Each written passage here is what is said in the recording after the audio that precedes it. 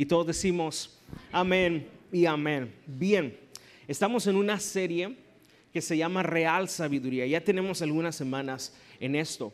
A manera de anuncio, si tú quieres ver las otras predicaciones de semanas pasadas, tú puedes meterte a YouTube, pones ahí Avivamiento de Amor. Tenemos un canal donde se están grabando todas las predicaciones y tenemos desde el año pasado, no sé cuántas series, serán unas 7, 8 series que llevamos. Así que están todas ahí en audio. Y el domingo pasado estrenamos por primera vez en video, así que esta es la segunda vez y me urge ponerme a dieta para salir en el video, pero ahí vamos. Pero todo se está grabando y todo con el objeto de que tú puedas no perderte las series y que tú puedas también enviárselas a algún amigo, algún familiar, alguien que tú sabes que necesita escuchar la palabra, y es para eso. Así que damos gracias a Dios por los recursos, por los medios, por la tecnología que nos permite tener y por el equipo que está detrás de esto. ¿Cuánto le da un aplauso al equipo de creativo y de multimedia? De verdad, son una bendición para esta casa. Gracias, chicos, por su labor, por su empeño. Durante toda la semana están ahí publicando en las redes sociales y ayudándonos a estar informados, y damos gracias a Dios por sus vidas. Así que seguimos con esta serie Real Sabiduría, y ya usted sabe por qué se llama así, por dos razones. Se llama real porque sabemos que esta sabiduría de la que estamos hablando proviene del cielo, del Rey de Reyes y Señor de Señores. Pero también se llama real sabiduría porque es una sabiduría práctica. No es un concepto inflado en nuestra mente. No es solamente un conjunto de información o datos en nuestra memoria. No, la sabiduría de Dios es práctica, se vive, se experimenta, se contagia. Hay evidencias. La Biblia dice, Santiago mismo lo dijo, aquel que dice que es sabio muestre con su conducta esa sabiduría. Así que es algo que se ve, se nota cuando eres sabio. Cuando eres una mujer sabia, cuando eres un hombre sabio, se nota. Voltea con el que tienes un lado, se nota la sabiduría. Así que vamos hoy a tener esta sesión donde específicamente vamos a abordar un tema que considero muy importante. Ve conmigo a Proverbios capítulo 9. Prácticamente el 90% de esta serie la estamos tomando del libro de Proverbios. Y tú sabes que Proverbios es un libro poético, pero es un libro de sabiduría total. Es una sabiduría que provino de Salomón, el escritor de Proverbios, el escritor de Eclesiastés. Y cuando él escribe los Proverbios y escribe Eclesiastés, estás hablando de un hombre que experimentó muchas cosas, un hombre que pidió sabiduría de Dios y Dios se la dio. Sí, ahí está. Y Dios se la dio, pero eso no lo libró de cometer ciertos errores. Y cuando Salomón escribe Proverbios y Eclesiastés, verdaderamente él está llegando a las conclusiones de la vida. Y es importante que nosotros vayamos a estos libros de la Escritura para que podamos aprender y adquirir sabiduría y el consejo de Dios. Entonces, Proverbios capítulo 9, verso 1 dice: la sabiduría edificó su casa, labró sus 7 columnas. Otra vez lo leo. La sabiduría edificó su casa, labró sus 7 columnas. Este es el texto que vamos a usar para hablar en esta serie, en esta sesión específica. Y vamos a hablar de las 7 columnas de la sabiduría. En pocas palabras, son 7 pilares donde la sabiduría de Dios o la sabiduría bíblica descansa. Y esta sabiduría de la que Proverbios está hablando apunta hacia una persona. Vaya, se personifica en Jesús. Jesús mismo es la sabiduría de Dios. En pocas palabras, tú y yo queremos adquirir sabiduría. Tú y yo queremos ser sabios en la vida. Tenemos que voltear nuestros ojos en Jesús y ver a Jesús, cómo es Jesús, cómo actúa Jesús. Por ejemplo, ve conmigo a Primera de Corintios capítulo 1. A manera de introducción quiero mostrar esto de lo que estoy hablando. Jesús es mismo la sabiduría de Dios. Primera de Corintios 1, verso 30, Dice así: mas por Él, hablando de Jesús, estáis vosotros en Cristo Jesús, el cual nos ha sido hecho por Dios sabiduría, justificación, santificación y redención. Él ha sido hecho por el Padre sabiduría. Jesús es la personificación misma de la sabiduría de Dios. Fíjate lo que dice en este mismo capítulo, el verso 24. Dice: mas para los llamados, así judíos como griegos, Cristo poder de Dios y sabiduría de Dios. Y en este contexto, el escritor de esta carta, que es Pablo, está diciendo que él vino a hablarles del evangelio, y él vino a hablar desde ese poder que emana del evangelio. Y dice: mas para los llamados, así como griegos, Cristo poder de Dios y sabiduría de Dios. Una cita más, ve conmigo a Colosenses ahora, la carta a los Colosenses, y veamos lo que Pablo escribió a los Colosenses en base en esta misma dirección. Capítulo 2, verso 3.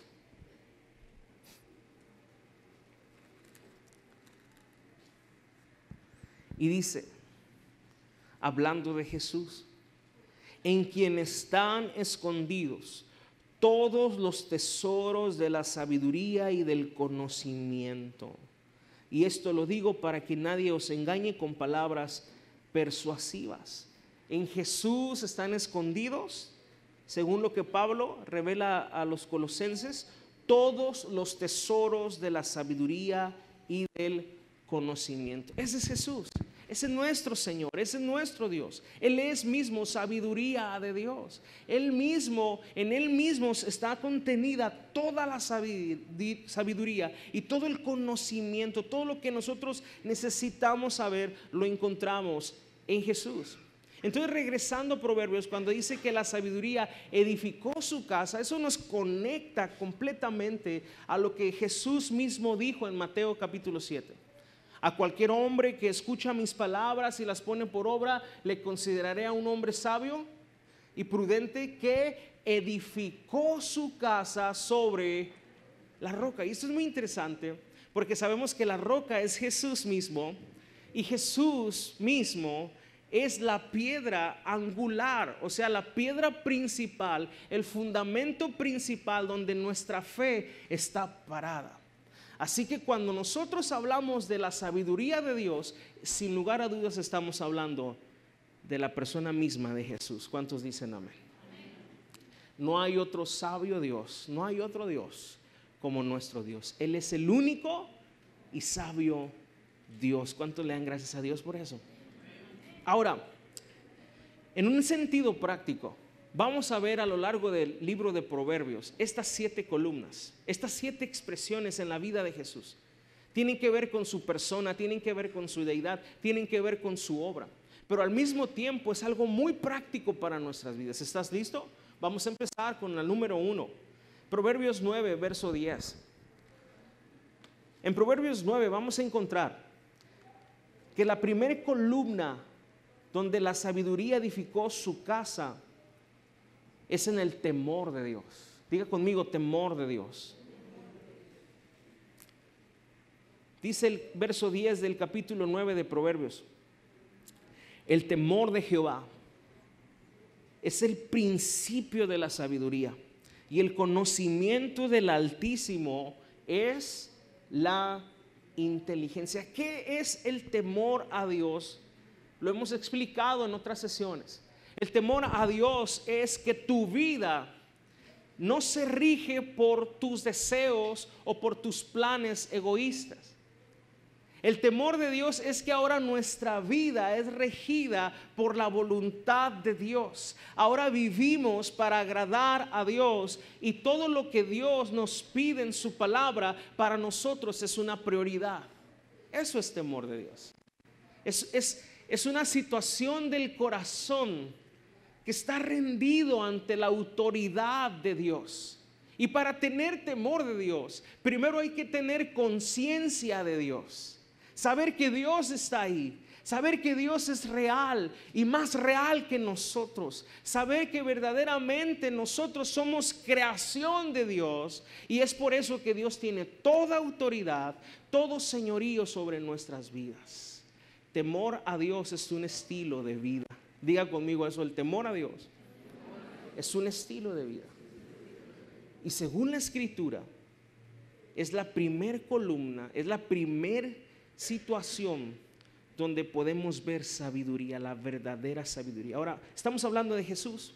Cuando Jesús vino a este mundo hace más de 2000 años, fue el único hombre que ha caminado en una rectitud total, el único hombre que se sometió completamente al Padre. Siempre que Él habló por la palabra de su Padre. Siempre que Él actuó en obediencia al plan de su Padre. Siempre que Él sanó o hizo un milagro, lo hizo en sujeción al poder del Espíritu Santo.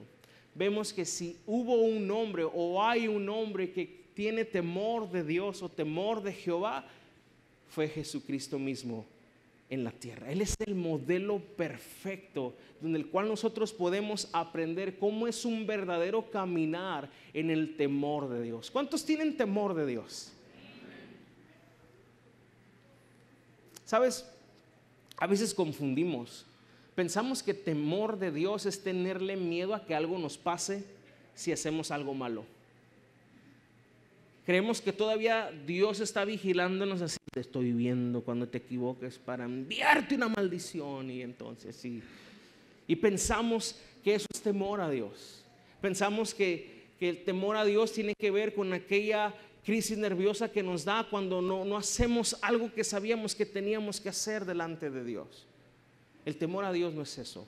El temor a Dios no es tenerle pavor a Dios. El temor a Dios es un estilo de vida donde tú diariamente te sometes a la voluntad de Dios. Y ese temor te lleva a amar a Dios y a ponerlo a Él en el primer lugar de tu vida, hermano. Así que verdaderamente encontramos también lo siguiente en Isaías capítulo 11, lo siguiente. Aquí vamos a ver una profecía sobre el Mesías, una profecía sobre Jesús. Y en el capítulo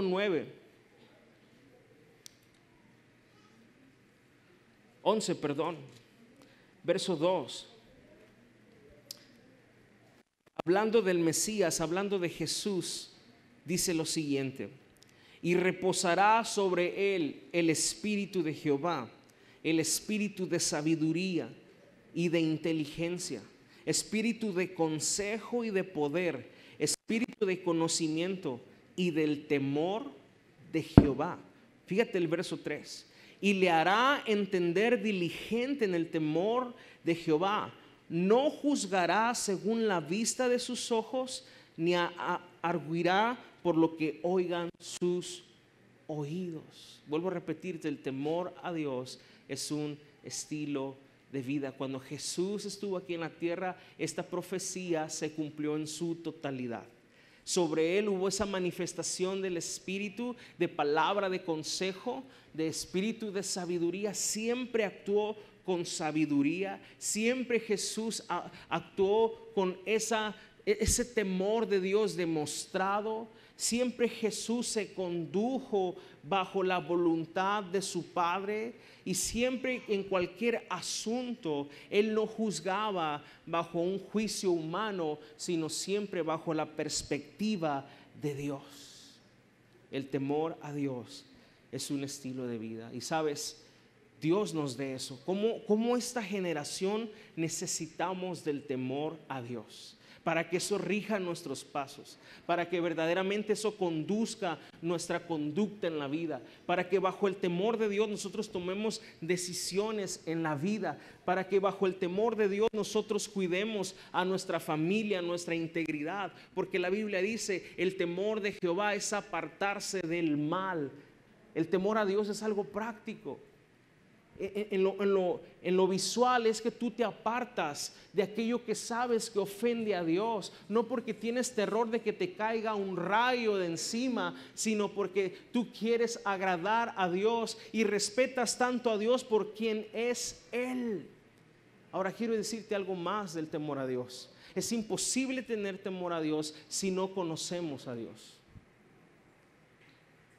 Algunos tienen un pavor a Dios, confundido con temor a Dios, porque no conocen a Dios, no conocen su carácter, no conocen cómo Él actúa como padre, no conocen cómo actúa Él como amigo, como redentor, como salvador, como sanador.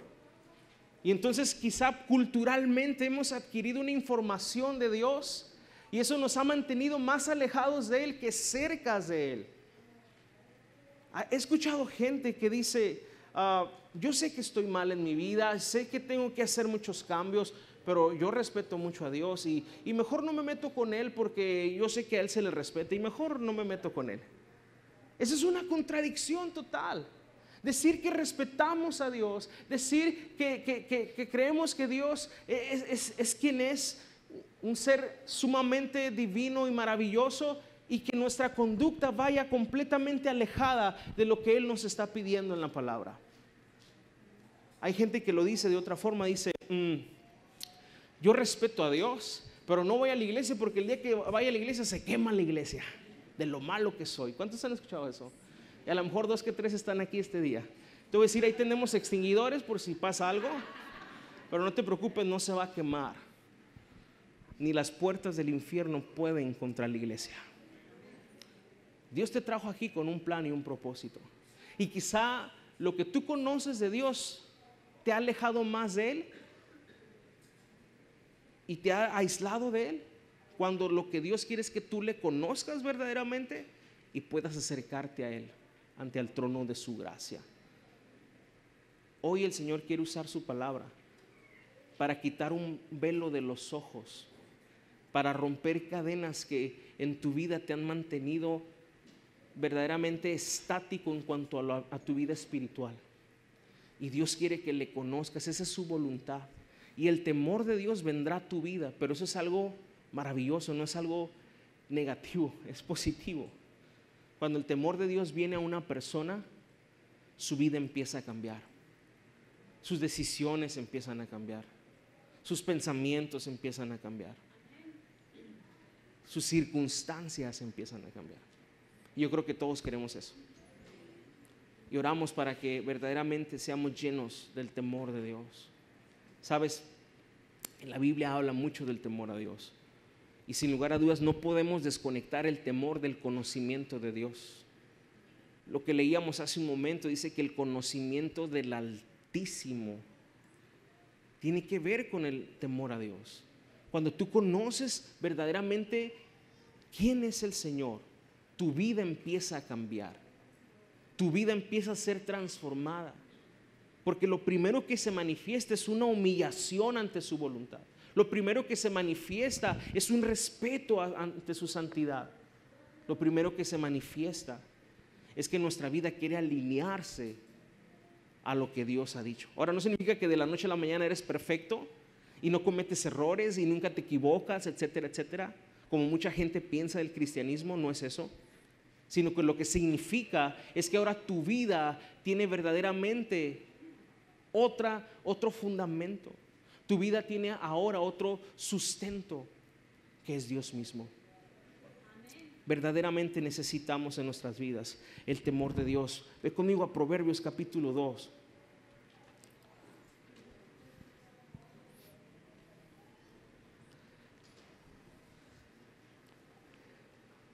Verso 5.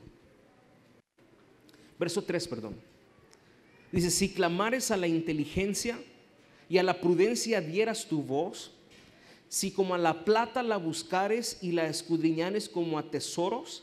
Verso 5, entonces entenderás el temor de Jehová y hallarás el conocimiento de Dios. Conocimiento con entendimiento o temor a Dios siempre va ligado. Nosotros estamos aquí porque anhelamos conocer más a Dios.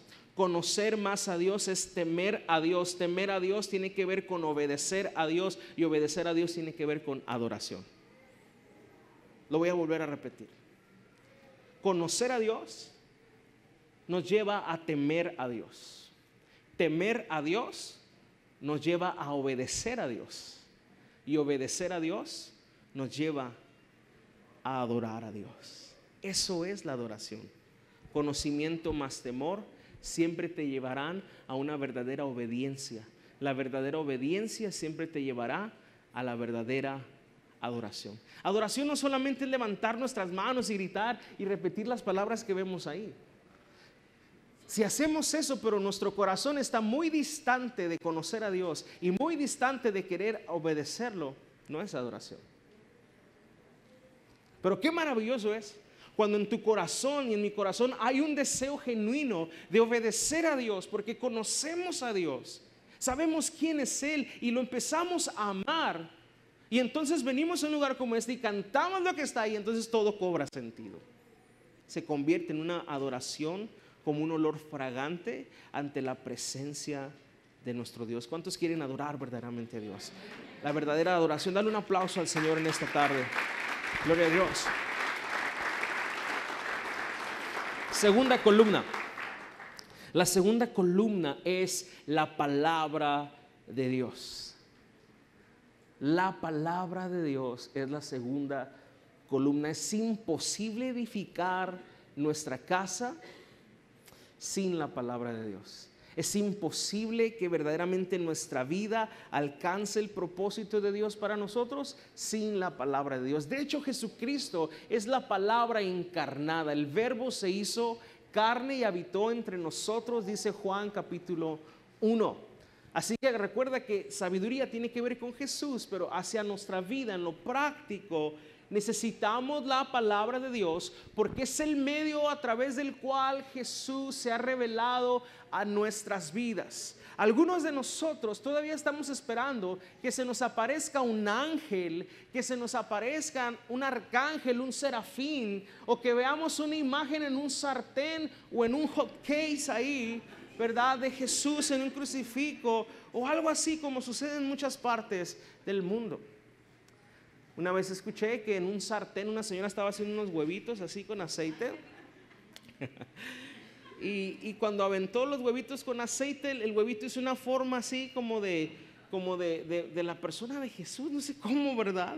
Y empezaron a llegar gente de fuera a ver el huevo ahí con la cara de Jesús y todo. Y después escuché que en un árbol, un hombre que estaba cortando un árbol y que pareció como una virgen, y toda viene gente de todas partes a traer veladoras y ya estaba cobrando 5 pesos por ver y puras de esas, ¿no?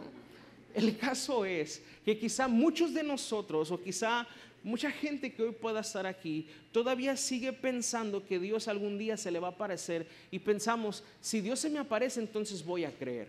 Yo quiero decirte que esa es una fe muy mística. La verdad es que Dios ha decidido revelarse a la humanidad a través de la palabra. ¿Cuántos quieren que Dios les hable a su vida? Yo quiero que Dios me hable. Y yo quiero que verdaderamente Dios hable directamente a mi corazón, a mi condición. Y sabes, Dios lo hace. Dios siempre está hablándonos. ¿Quieres que Dios te hable en verdad? Entonces lee la palabra de Dios. ¿Quieres que Dios te hable mucho, mucho? Entonces lee mucho, mucho. Porque Dios va a usar su palabra para hablarte directamente. Dios ha escogido su preciosa palabra para darse a conocer al mundo. He ahí la importancia de la predicación. He ahí de que se conozca el evangelio en todo el mundo, porque de esa manera Dios se ha dado a conocer a través de la revelación de las Escrituras. Entonces es imposible que nosotros edifiquemos nuestra casa, edifiquemos nuestra vida, edifiquemos nuestra familia haciendo un lado la palabra de Dios. Me ha tocado experiencias con algunas personas que vienen y de repente dicen, no, es que yo tenía unas experiencias, una vez estaba orando y un ángel se apareció así y me cubrió y me hizo así, y una vez que iba en el carro y como que me teletransporté a otra parte y puras experiencias así que uno dice, wow, vamos a hablarle a Ripley o algo así, ¿no? Pero cuando vamos a las Escrituras, la mayoría de la gente con la que yo me he encontrado ignora las doctrinas principales, los fundamentos principales de la palabra de Dios. A veces no somos capaces ni siquiera de memorizar un texto. ¿Cuál es tu texto favorito? Pues ahí dice, ¿no? El que te duermes a gusto y te levantas tranquilo. ¿Cómo era? Algo así. La idea es esa. En paz me acostaré. Ándale, ese. No podemos edificar nuestra vida, nuestra familia, si la palabra de Dios no es una columna en nuestra casa. Dios le dijo a su pueblo, esta palabra que yo te he hablado hoy, eso está en Deuteronomio, tú la hablarás a tus hijos y a los hijos de tus hijos las escribirás en las puertas de tu casa, se las hablarás en el día, en la noche, y cuando anden por el camino, tú se las vas a hablar. En pocas palabras, la palabra de Dios debe estar en todo momento en nuestra vida, y ese es un distintivo verdadero de los hijos de Dios, porque la palabra misma es la sabiduría de Dios. Todo lo que Dios ha hablado es sabiduría para nuestras vidas. Proverbios 2:6, ahí estamos. Dice, porque Jehová da la sabiduría y de su boca viene el conocimiento y la inteligencia.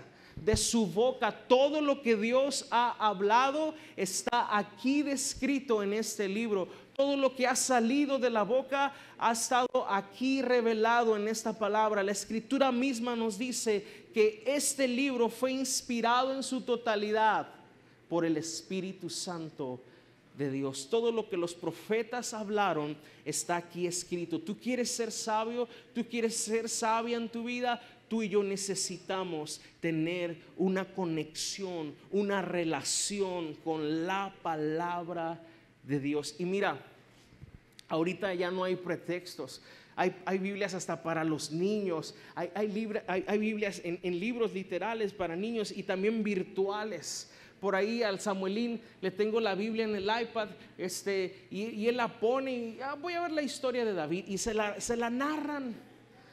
Y salen unos dibujos animados y sale Goliat, y él lo entretiene eso, y está aprendiendo de la Biblia, los pasajes de la Biblia. Tú puedes estar en la casa, en la oficina, usando vitacilina, ¿no es cierto? Tú puedes estar en todo lugar, y si traes un celular, ¿verdad?, para escuchar música, o si traes un celular para estar en Facebook, también puedes tener un celular para tener la aplicación de la Biblia y en cualquier momento estudiar la Biblia. Si no leemos y no estudiamos, no es por falta de tiempo, es por exceso de Facebook. Ay, Señor, aleluya. Ahorita no hay pretexto, hermano. Sabes, en los tiempos de Jesús, para leer las Escrituras tú tenías que ir a la sinagoga, y por turnos alguien iba por un rollo, agarraba el rollo. ¿Estás entendiendo, hermano? Agarraba el rollo, estiraba el rollo y daba la lectura de ese día. Terminaban la reunión y volvían a guardar el rollo, y nos vemos la próxima semana para agarrar el rollo otra vez. Y a veces así estamos aquí, ¿verdad? También cada semana agarramos el rollo nomás. Eso era en el tiempo de Jesús. En nuestro tiempo, hermanos, para la gloria de Dios y por la gracia de Dios, tenemos el libro más maravilloso de todos, el único libro que está vivo, y no solo tú lo puedes leer, Él te lee a ti, porque la palabra de Dios es viva y eficaz y más cortante que toda espada de doble filo, y penetra hasta partir el alma y el espíritu, las coyunturas y los tuétanos, y discierne los pensamientos y las intenciones del corazón. Es el único libro que te lee a ti mientras tú lo estás leyendo. Está vivo porque Jesús mismo está revelado en ese libro, y es un libro eterno. Lamentablemente es un libro que muchas veces los mismos cristianos minimizamos y menospreciamos. Hay lugares en el mundo donde literal tienen que esconderse para leer un pedazo, un extracto de un salmo o de una carta paulina o de una carta universal, mientras nosotros tenemos libros, este libro en la casa, en la cocina, lo tenemos abajo del carro, todo. Tenemos que tener un respeto por la palabra de Dios. Tenemos que atesorar este libro, tenemos que leer este libro y seremos sabios. Amén. El da de Jehová es dar la sabiduría, y todo lo que sale de la boca de Jehová es el conocimiento y la inteligencia. Y sabes, cuando tú lees ese libro, el más beneficiado eres tú mismo. Dios quiere bendecirte. ¿Cuántos saben eso? Que Dios es el primero y es quien ha tomado la iniciativa para bendecirnos. Pero escucha bien, Dios es un Dios de principios. Si tú aplicas el principio que Dios ha establecido, tú serás acreedor de la bendición que Dios ha establecido. No sé si me estoy dando a entender. Yo le digo a mi hijo, ¿sabes qué, hijo? Si tú me obedeces, si tú haces esto de esta manera, saliendo de aquí, mi hijo, yo te voy a llevar a un lugar que le encanta, que se llama Flyers, que son brincolinas. No me vuelvo a subir. Una vez me daba un infarto y cuando me subí con él, y ya nomás lo miro desde abajo. Dale, mi hijo, ¿verdad? Pero si tú haces esto y te portas bien con tu mamá y recoges tus juguetes y haces esto, esta semana yo te llevo a Flyers. Aún nosotros aplicamos eso. Si mi hijo hace todo lo contrario a lo que estoy diciendo y yo lo llevo al lugar donde le dije que lo iba a llevar, ¿qué hago con él? ¿Cómo decimos que se llama eso? Malcriarlo, ¿no? Maleducarlo. Sabes, Dios es un Dios de principios y de orden. Dios nos ha revelado a través de su palabra su voluntad, lo que Él quiere de nosotros. Y cuando nosotros nos alineamos a su palabra, ¿sabe qué pasa? Tú eres el más beneficiado. Tú y yo somos beneficiados a través de la obediencia, a través de aplicar esos principios revelados en su palabra. Así que la segunda columna de la sabiduría, sin lugar a dudas, es la palabra de Dios. Salmo 19:7 dice que la ley de Jehová es perfecta, que convierte al alma, y que esta misma ley o mandamientos hacen sabio al sencillo. Esta misma palabra que convierte el alma, que tiene el poder para convertir a alguien, que ahorita lo vamos a ver en otro verso, también tiene el poder de dar sabiduría a aquel que es sencillo, aquel que no tiene conocimiento, aquel que verdaderamente quiere edificar su casa, quiere edificar su familia, quiere edificar su vida. Esta palabra tiene el poder de darte esa sabiduría que tú y yo necesitamos. Yo quiero esto y la palabra de Dios está dispuesto a dárnoslo en nuestras vidas. Yo quiero escuchar un amén aquí. Y quiero que podamos entender en esta tarde que verdaderamente Dios quiere bendecirnos y que Dios está dispuesto a darte sabiduría si tú la buscas como a las piedras preciosas. Así que comprometámonos con el Señor en que en nuestras casas, en nuestras vidas prácticas, vamos a darle lugar a la Biblia que la Biblia merece. Amén. ¿Cuántos van a empezar a leer con sus hijos? ¿Cuántos van a empezar a leer con su esposa? Ya menos amenes, pero yo espero que ahí trabaje el Señor. ¿Cuántos jóvenes van a empezar a agarrar un plan de lectura? Como 2. Dios te bendiga al que dijo amén. Es tiempo de que la palabra de Dios ocupe el lugar en nuestras vidas que ella merece. Es la sabiduría misma de Dios, es la revelación de Dios al mundo. La palabra de Dios es más dulce que la miel. Cuando tú empiezas a atesorar la palabra, lo que antes te era una especie de carga, ahora es un manjar para tu vida. Es algo delicioso, es algo que no puedes dejar. Comienzas diciendo tengo que leer y terminas diciendo quiero leer, anhelo estudiar la palabra de Dios. Tercer columna, son 18 columnas, pero no es cierto, dije que eran 7. Tercer columna, me encanta esto porque todo tiene una conexión. La primera columna fue el temor a Dios. La segunda columna, la palabra de Dios. No podemos tener temor sin la palabra. Pero la tercera columna es la cordura o la sensatez. Diga conmigo cordura. Y cordura tiene que ver con sensatez, con una persona que su mente y su caminar están alineados. Lo que dice, creer o habla va alineado a su conducta. Y la Biblia es precisa para eso, para alinear nuestros corazones y nuestros pensamientos. Proverbios capítulo 8. dice de la siguiente manera, verso 12. Yo, dice, la sabiduría habito con la cordura y hallo la ciencia de los consejos. Te voy a dejar una tarea, leer Proverbios 8 en tu casa. En Proverbios 8 tú encuentras hablando a la sabiduría como un personaje, como si la sabiduría tomara voz y hablara y expresara su sentir. Y ella dice, yo, la sabiduría, habito, estoy en presencia de la cordura. O sea, siempre que hay sabiduría habrá cordura, habrá sensatez. Una persona que verdaderamente tiene la sabiduría de Dios será una persona con cordura. Será una persona que empieza a encontrar un balance en su vida. Será una persona que verdaderamente empieza a caminar de acuerdo a lo que cree, a lo que habla. Porque el problema de muchos cristianos o de muchos de nosotros es que decimos creer algo, pero nuestras acciones están muy lejos de lo que decimos creer. Y solamente con la sabiduría de Dios, con la verdadera sabiduría de Dios que te da el temor de Dios, que te da la Biblia, tú podrás tener esa cordura que Dios quiere darte.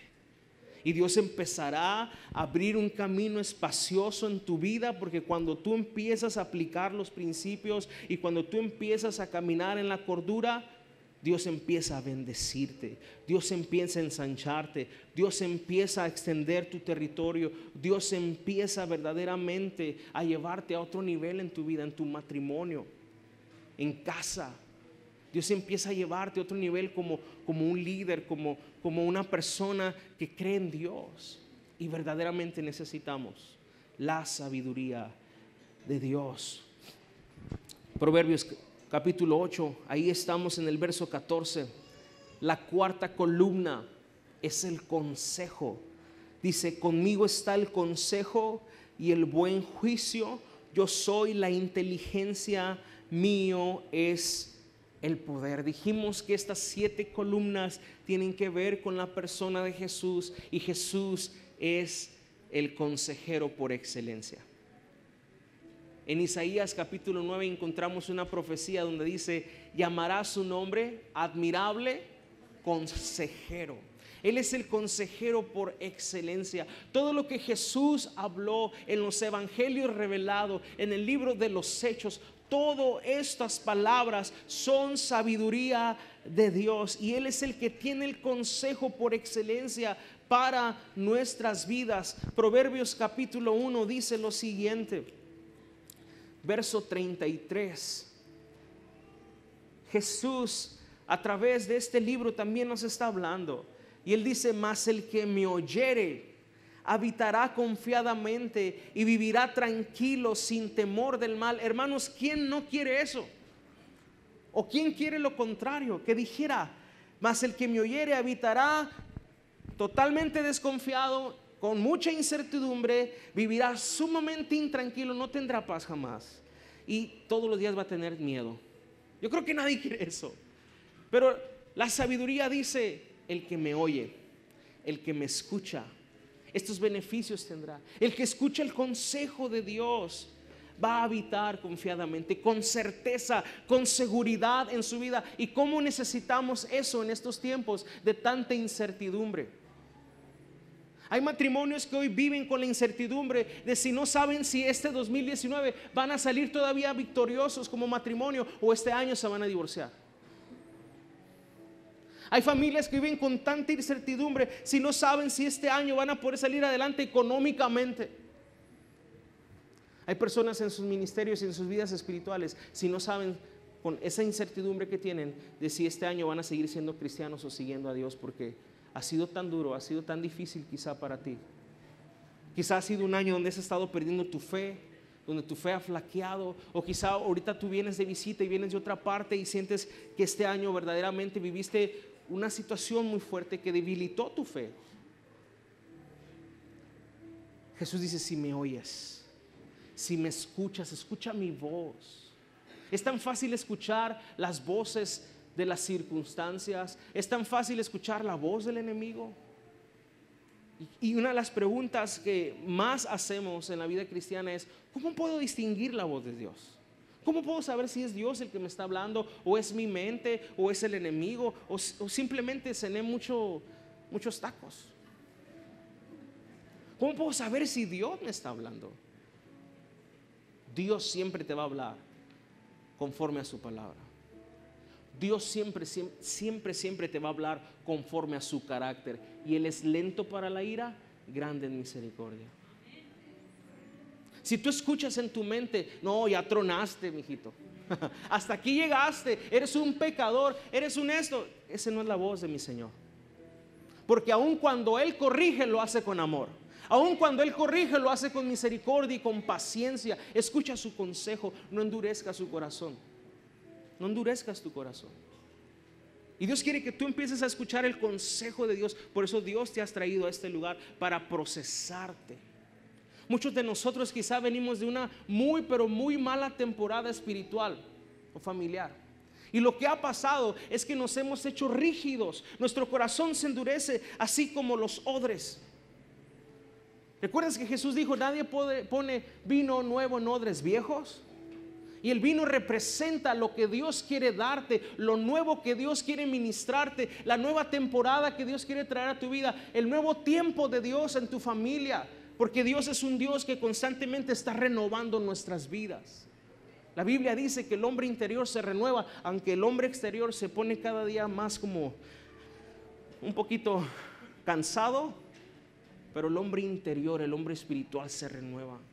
Y Dios nos renueva constantemente. Pero muchos de nosotros nos hemos endurecido como esos odres. Un odre que no era otra cosa más que literal el cuerpo de un cabrito que le habían mochado la cabeza, las patas, lo habían cerrado, lo habían cocido y ahí echaban los líquidos. Era de piel.